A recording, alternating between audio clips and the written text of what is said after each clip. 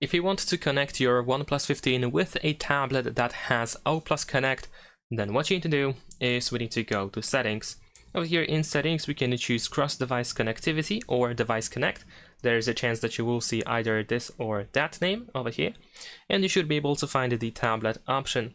Now, in order to make it work, what you need to do is you need to make sure that your tablet has O+ Connect, which you might expect to see on a OnePlus tablet, Oppo tablet, or Realme tablet, especially if they are running on newer Color OS versions or Oxygen OS.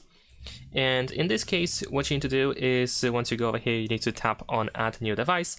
And over here we have this information that we need to make sure that Wi-Fi and Bluetooth are enabled on your tablet and that you are connected to the same Wi-Fi network. And you should be able to find your tablet over here. If that's the case, you can also tap on tablets over here in order to find some additional options. As you can see over here, only Oppo, OnePlus and Realme tablets are currently supported. So that's pretty much it. And also, in case you actually need to scan a QR code at some point, then you can tap on this QR code scan over here in the upper right corner. Thanks for watching, leave a like and subscribe.